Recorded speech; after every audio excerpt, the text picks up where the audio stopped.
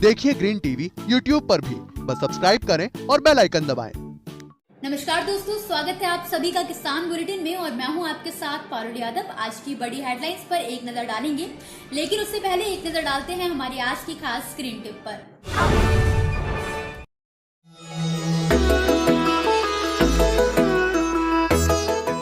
तो गड्ढों की खुदाई करने के लिए हम सबसे पहले लाइन से लाइन की दूरी और पौधे से पौधे की दूरी का, तो लाइन से लाइन की दूरी 8 से 10 मीटर और पौधे से पौधे की दूरी 8-10 मीटर रखते हैं। उसके बाद आंवला के लिए 1 मीटर लंबा, 1 मीटर चौड़ा, 1 मीटर गहरा हम ये गड्ढा खोदते हैं और इसकी मिट्टी निकाल देते हैं।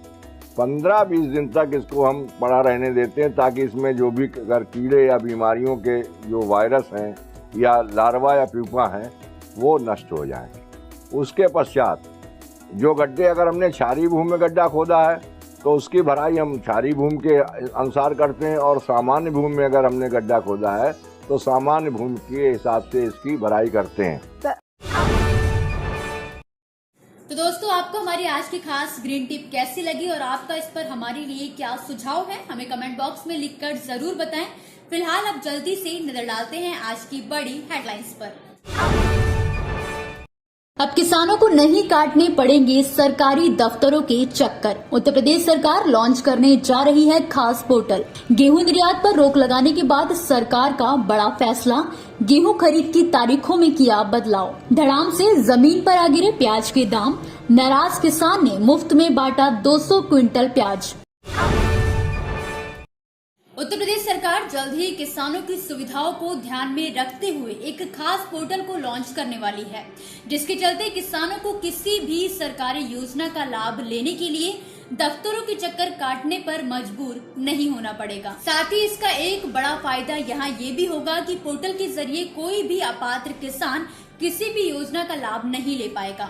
ये पोर्टल खास तौर पर किसानों की खसरा से संबंधित होगा, जिसमें उनकी जमीन, बोई गई फसल, रकबा आदि से संबंधित प्रमाणित जानकारी प्राप्त होगी। इसके जरिए किसानों का ऑटो वेरिफिकेशन किया जा सकेगा। जानकारी के लिए आपको बता दें कि कर्नाटक में ऐसी ही सुविधा के साथ एक पोर्टल पहले से ही मौजूद है और उसी पोर्टल की तर्ज पर उत्तर प्रदेश में ये पोर्टल लॉन्च किया जा रहा है। खबर की माने तो इस पोर्टल को संभवतः इसी साल अक्टूबर-नवंबर में धान की खरीद प्रक्रिया शुरू होने से पहले ही लॉन्च कर दिया जाएगा। इस पोर्टल से किसानों को कई लाभ होने की उम्मीद जताई जा रही है, जैसे कि सरकारी एजेंसियों को फसल बेचने से पहले अपनी फसल और रकबे के आंकड़ों को सत्यापित कराने के लिए तहसील के चक्कर लगाने की जरूरत अब नहीं पड़ेगी, क्योंकि अब किसान भाई बहन या फिर लेखपाल सीधे मोबाइल फोन का इस्तेमाल करते हुए जियो टैग की गई फोटो को पोर्टल पर अपलोड कर सकेंगे। खास बात यह है कि इसी डाटा का इस्तेमाल करते हुए कृषि विभाग, बागवानी विभाग आदि किसानों को सरकारी योजनाओं से लेकर प्राकृतिक आपदा के चलते बर्बाद हुई फसलों के मुआवजे का लाभ भी आसानी से दिला सकेंगे।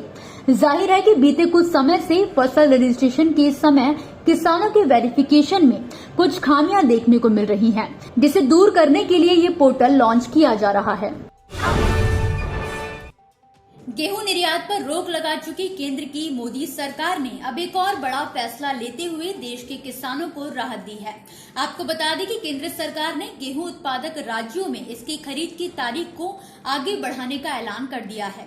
जहां पहले इसकी अंतिम तारीख 14 मई तय की गई थी, तो वहीं अब सरकार ने इसे बढ़ाकर 15 जून कर दिया है, जिसका सीधा सा मतलब है कि देश के किसान अब 15 जून तक अपने गेहूं की बिक्री न्यूनतम समर्थन मूल्य पर कर पाएंगे। हालांकि सभी राज्यों में ये तारीख एक जैसी नहीं है।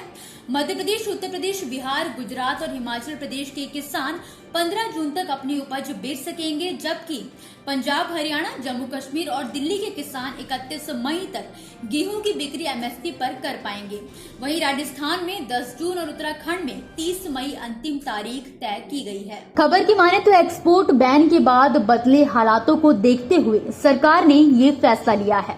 रबी मार्केटिंग सीजन 2022 से 23 में 14 मई तक सरकार द्वारा केवल 180 लाख मीट्रिक टन गेहूं की खरीद ही हो सकी है, क्योंकि इस बार किसानों को मंडी के बाहर गेहूं की कीमत एमएसपी से ज्यादा मिली है, जिसकी वजह से कई किसानों ने सरकारी मंडियों में रजिस्ट्रेशन कराने के बाद भी अपना गेहूं नहीं बेचा। केंद्र सरकार का कहना है कि पिछले रबी मार्केटिंग सीजन 2021 से 22 की तुलना में चालू सीजन यानी कि 2022-23 के दौरान केंद्रीय पूल के तहत गेहूं की खरीद कम हो रही है।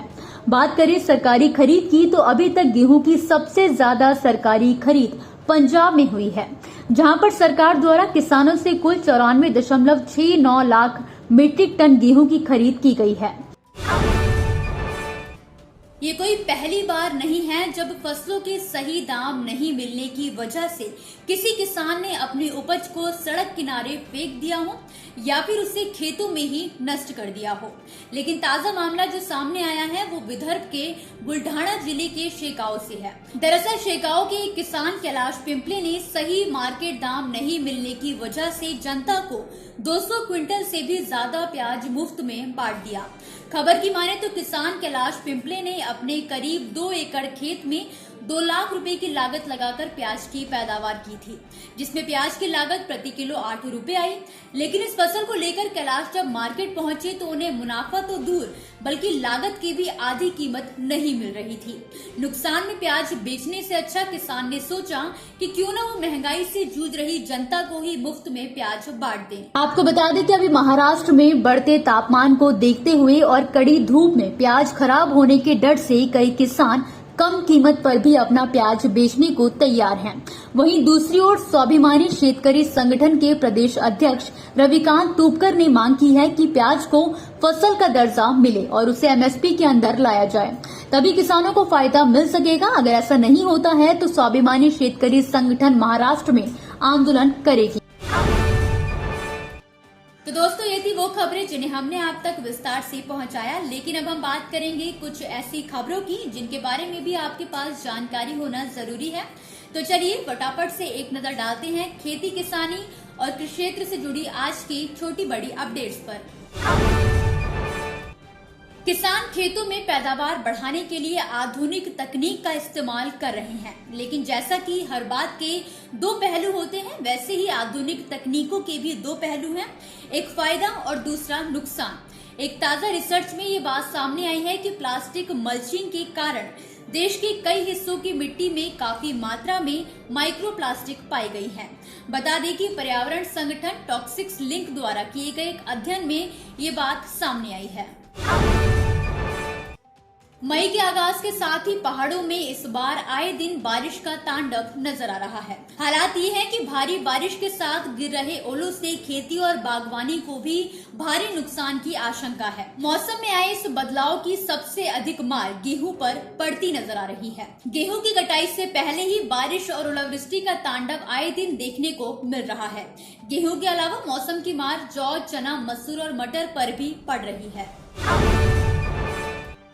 उड़ीसा में डेयरी किसानों के एक संघ ने बीते रविवार को केंद्रीय मंत्री संजीव बालियान को एक ज्ञापन सौंपकर दूध के लिए न्यूनतम समर्थन मूल्य 50 रुपए प्रति लीटर की मांग की है।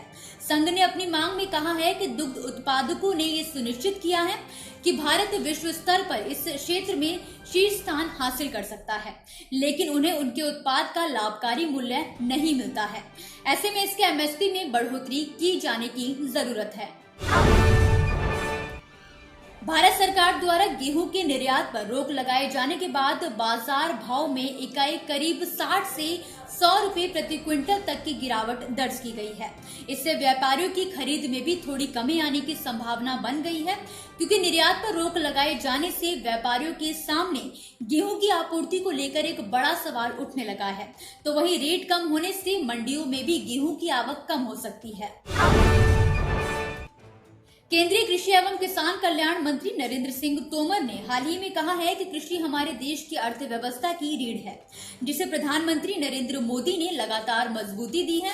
उन्होंने कहा कि नरेंद्र मोदी के नेतृत्व में केंद्र सरकार गैर बराबरी को समाप्त करते हुए हर गरीब को छत, शौचालय, सड़क, रसोई गैस, बिजली जैसी मूलभूत सुविधाएं मुहैया करा रही है।